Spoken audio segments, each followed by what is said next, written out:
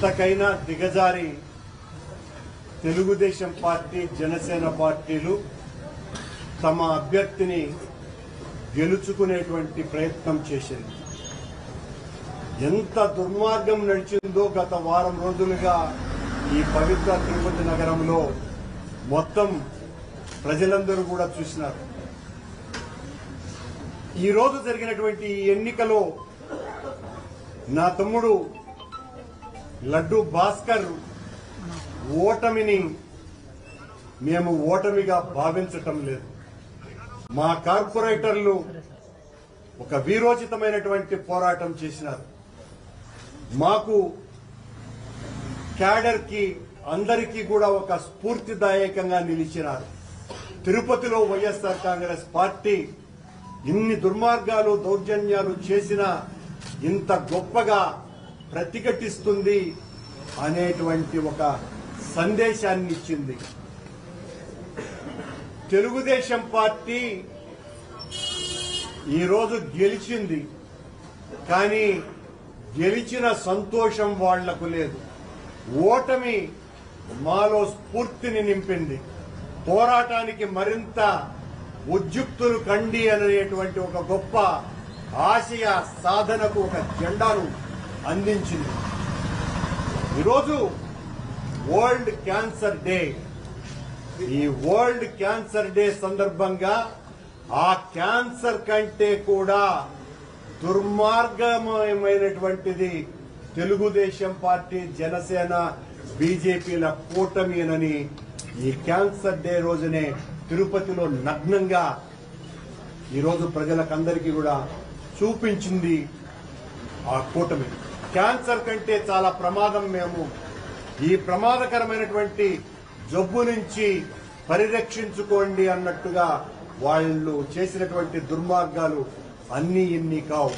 మేము స్పష్టంగా చెప్తూనే ఉన్నాం. మా కార్పొరేటర్ల మీద దాడి, మా కార్పొరేటర్లను కొడుతున్నారు, మా కార్పొరేటర్లను చంపుతామని బెదిరించారు, మా కార్పొరేటర్లను అనరానటువంటి మాటలు అన్నారు, మా కార్పొరేటర్లు నా సోదరిమణులైనటువంటి వాళ్ళందరి మీద అసభ్యకరమైనటువంటి పదజాలంతో దూషించినారు. అయినా కూడా అందరూ కూడా చాలా మెజారిటీ గట్టిగా నిలబడ్డారు. నిన్న నా ఇంటి నుంచి ఓటుకు వెళ్లటానికి పోతున్నటువంటి పోలింగ్ బూత్కు పోతున్నటువంటి మా కార్పొరేటర్లని కొడుతూ అసభ్య పదజాలంతో దూషిస్తూ వాళ్ల జీవితాలనే సర్వనాశనం చేసేస్తాము అని మేమందరికీ కూడా ఈ రకంగా మా కార్పొరేటర్లను తీసుకుపోయినామంటే తెలుగుదేశం పార్టీకి సంబంధించినటువంటి నాయకులు పచ్చ మీడియా వాళ్ళ ఇష్టం వచ్చినట్టుగా మాట్లాడారు. వాళ్లే మేమే వెళ్లాము, మమ్మల్ని ఎవరిని కిడ్నాప్ చేయలేదు అని వాళ్లను బెదిరించి వాళ్ల చేత సెల్ఫీ వీడియోలు కూడా తీయించి రిలీజ్ చేశారు.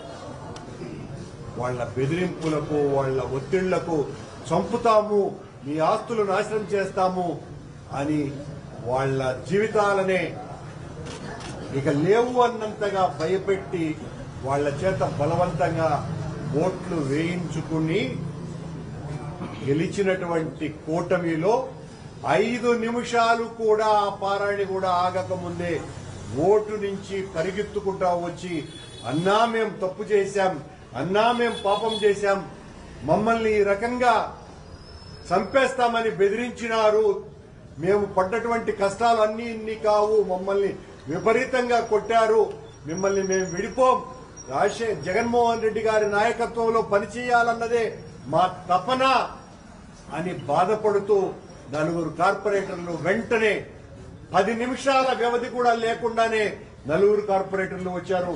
ఇదే సాక్ష్యం. ఇంతకంటే ఉదాహరణ ఇదిగో Anish royal, doctor Anish royal, Mohan Yadav, Anil, Amarnath Reddy, ఈ 4గురినే కిడ్నాప్ చేసింది. ఈ 4గురినే వాళ్ళు నిన్న సెల్ఫీ వీడియోలు విడుదల చేయించింది ఆ శ్రీధర్ వర్మ అనేటువంటి వ్యక్తి ద్వారా. వీళ్లనే కొట్టింది, వీళ్ల చేతనే ఓట్లు అక్రమంగా వేయించుకున్నది, వీళ్ల చేతనే కాదు సుమా, కూర్చోండి, వీళ్ల చేతనే కాదు సుమా, ఇంకా మా శేఖర్ రెడ్డి దగ్గర నుంచి చాలా మంది ఆస్తుల్ని ధ్వంసం చేసి ఓట్లు వేయించుకున్నారు చంపుతామని వాళ్ళ దగ్గర నుంచి కూడా మాకు ఫోన్లు వస్తున్నాయి, మేము తప్పు చేశామన్నానని. ఇది పరిస్థితి. ఓ కూటమి నీచపు నికృష్టపు రాజకీయాలు చేసేటువంటి నేతలారా, మీ డొల్లతనం ఏంది అన్నది ఇంత స్పష్టంగా తెలిసిపోయింది. ఇంత నీచ రాజకీయాలు చేయటం కంటే అసలు రాజకీయాల నుంచి మీలాంటి వాళ్ళు విరమించుకోవటం మేలు. మా మీద రోజు మీ ఇష్టం వచ్చినట్టు విషయం కమ్మటం, కుమ్మటం, మీ నాయకులు ఒకవైపున, మిమ్మల్ని సమర్థించేటువంటి పత్రికలు, ప్రసార మాధ్యమాలు మరొక వైపున, మేం దౌర్జన్యం చేశామనని, మేం కొట్టామనని ఎన్ని రకాలైనటువంటి మాటలు మాట్లాడారు. మీరు ఈ రోజున గెలిచి ఉండొచ్చు. మా ఎమ్మెల్సీని, మా శాసన మండలి సభ్యుడిని కూడా ఇదే రీతిలో ఈ నలుగురిని తీసుకుపోయినటువంటి రీతిలోనే అతన్ని కూడా తీసుకుపోయి పొద్దున్నే ఆయన చేత కూడా ఒక సెల్ఫీ వీడియో రిలీజ్ చేయించినారు.